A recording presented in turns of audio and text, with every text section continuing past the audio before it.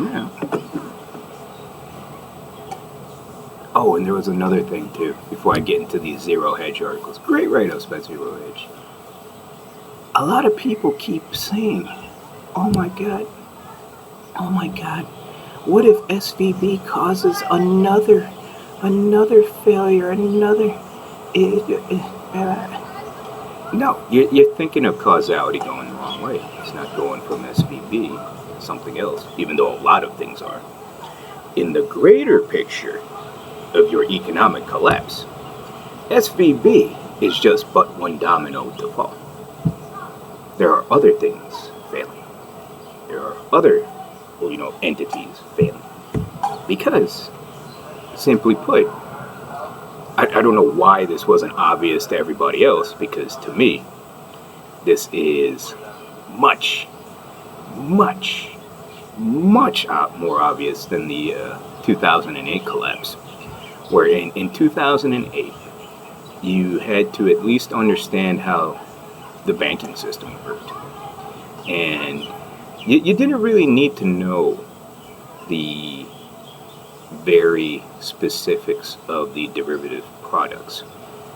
But if you did, it would have helped. But in this case, it is much more obvious. And it's simply put, what on earth did you think would happen after printing trillions of dollars? And that's not just dollars, that's euro, that's yen, that's whatever else. Basically all the other central banks on earth, printing trillions of dollars and shutting down the world for 2 years, 3 years. This should have been obvious. And when you have worse than hyperinflation ever was, now, of course, you're going to get failures like SVB. Again, but one domino to fall. And yes, this domino takes a bunch of other crap dominoes with it. But it is just but one domino to fall. It is not in terms of causality, SVB here is not causing everything else. It's your ultimate stupidity here. Oh, not to mention, not paying that tithe and not making those donations. Links down there, by the way. In the greater scheme of things, there will be many more other entities to drop dead. Because what in the hell did you expect? So, and then there's also the idiotic hopium that people have where they tell themselves, oh my God, what if somebody just acquires SVB? Everything will be okay. Well, no, number one, no, that's not going to be okay. And number two, nobody in hell will acquire them because they are a commercial bank and they don't have any assets. All they did was something completely stupid, which I'm sure also if we go to the background to the people behind their probably like their CFO on down in their little finance section there, wherein as a commercial bank, they're not an investment bank. They don't have any real assets. They're not like Credit Suisse that owns, amazing properties all over the world worth shitloads of money. Or have actual businesses that produce shitloads of money. This is a commercial bank, and its only function is to obtain deposits and then make some loans. And that's it. And they fucked that up. And simply because it is probably, as I'd said to others before, or that you would have heard me say it before, I haven't said it on here, but because the people who work there, are probably just people with backgrounds in accountancy or finance. They're not people from Wall Street. They're not quants. They're not economists. They're not analysts, whatever else. They're just the simpletons. And they have no fucking idea what they're doing. Because it is appalling to see that they managed to screw up hedging of U.S. Treasuries. The most plain vanilla of plain vanilla products. It is completely and utterly idiotic that this even happened. And again, these are probably the simplest of the textbook things that you could have done. And they managed to fuck that one up. Nobody's acquiring them. And because of that, whole concept of fractional reserve banking, where, when people start to run on the bank, and now they even have to sell off those garbage toiletries that they have, as I call them.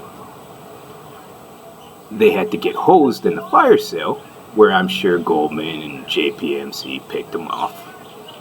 Made a shitload of money while doing it. While these people lost a shitload of money. So whatever they did have, for their for capital asset structure, it's gone. Shit, it's gone. They got hosed on it. And now, people will be lucky if they ever get their money back, which I doubt's the case.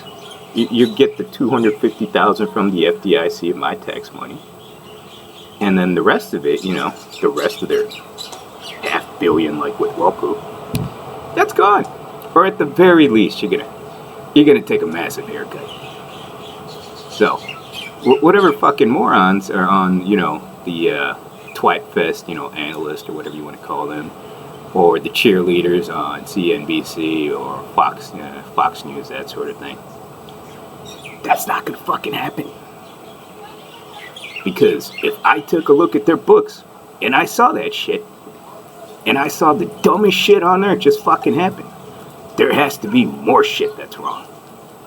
Oh, and guess what? There is. At least that we've seen so far. Now, these dipshits, again, in a rising, without a doubt, one of the most absolutely certain things that you can have in markets, with rising rates after printing trillions of dollars and shutting down the world for a few years, and now having most of the workforce either dropping dead or debilitated from the pandemic, or like the long COVID, or from the death injection, the suddenly we had a coincidence syndrome. Yeah, you're in a very bad inflationary environment, and you're guaranteed, just fucking guaranteed, to have rates rise, skyrocket. And even if the Fed didn't raise them, the market's going to raise it for them. So, these idiots failed to hedge. Not to mention that it should have been obvious that they should have taken another position the other way. But they failed to hedge. And again, I guess, I didn't even take a look at their background shit. Well, let's take a look at their backgrounds of their little staff there and their CFO. But these morons failed to hedge the most plain vanilla products, the U.S. toiletries, which again are now worthless, and I call them toiletries because you're going to have a rising interest rate environment. But that dollar that those bonds are denominated in are in hyperinflation, turning to toilet paper. There is no way in hell this garbage is worth anything. And it sure as hell won't be in 5 years, 10 years, 20 years, or 30 years. It'll be garbage. It'll be worth less than any shit the fucking peso is, fucking goddamn borrowing off.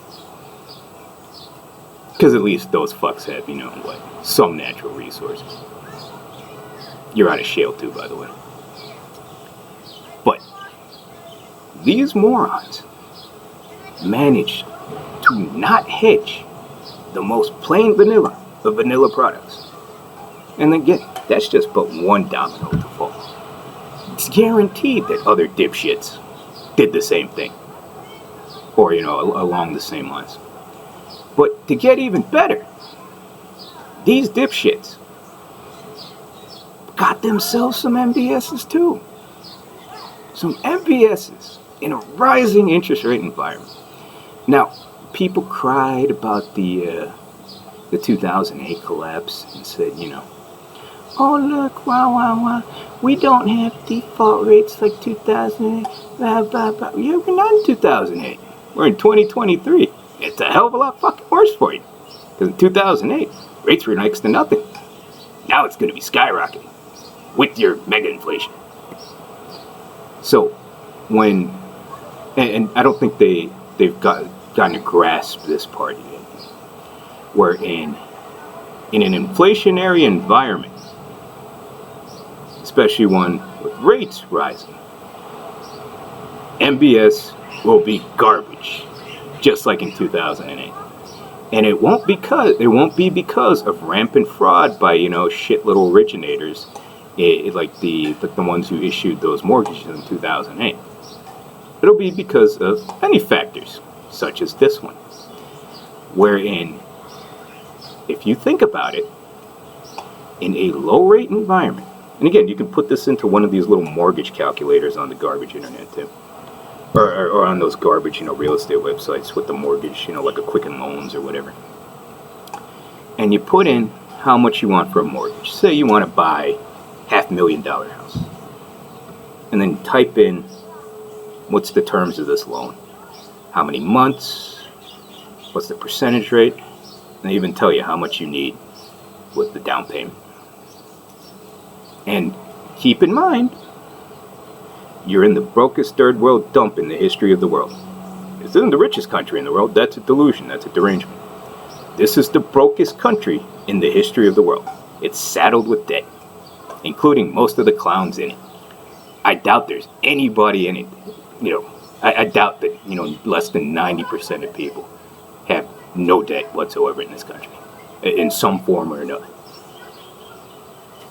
But go back to that calculator and type in, hey, look, how much of a down payment do I need for this $500,000 house?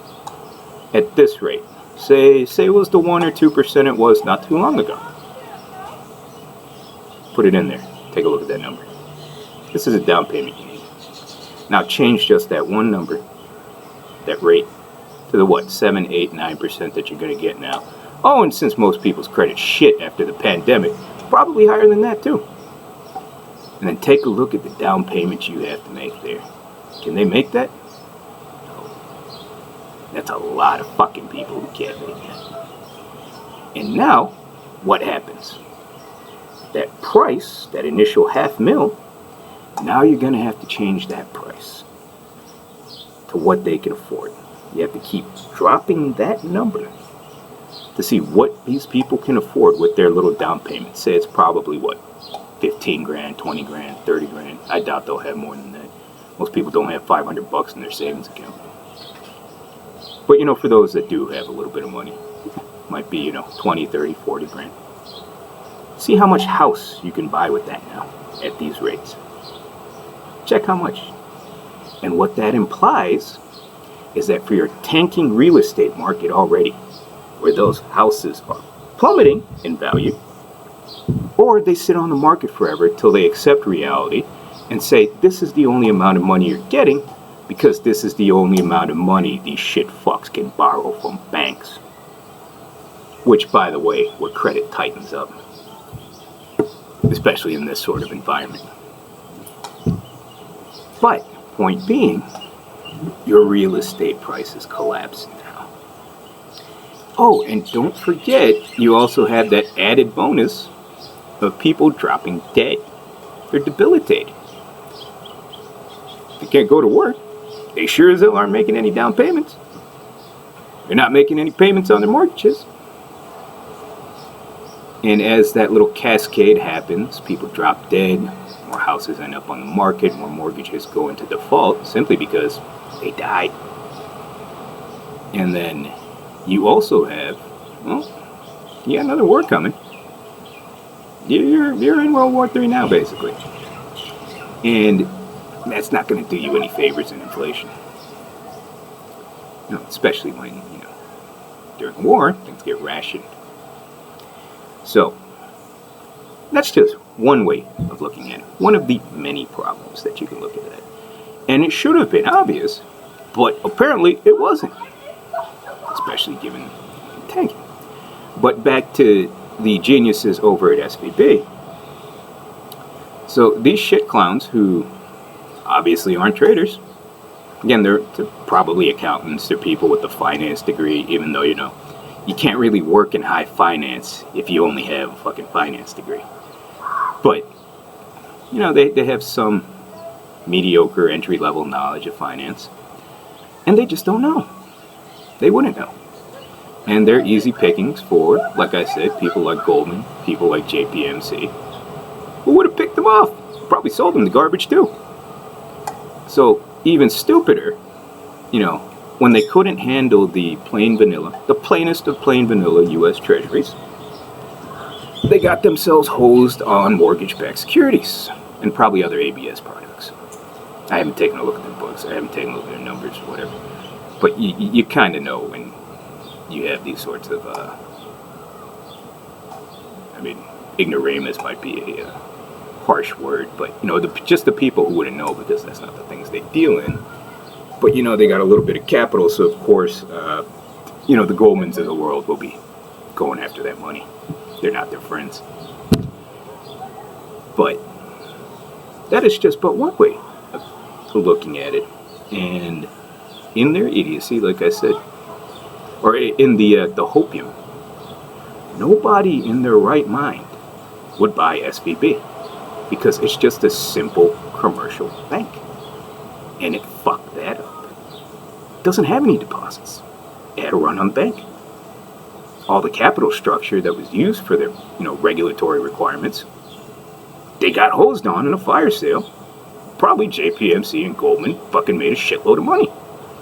And probably, with any of their MBS products too, which even if it were still on their books, nobody would fucking buy.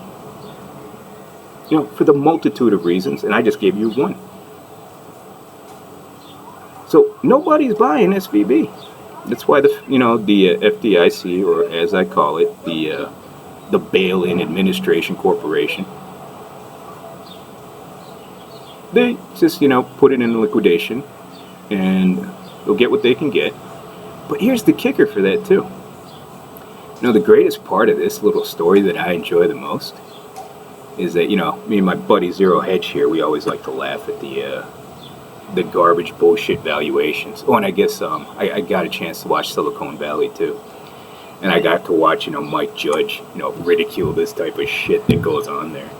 Where they get like their round of funding and then somehow it's valued at like $1 billion, and even though it does nothing and it has no fucking revenue, let alone profits. Oh my God, we just valued it.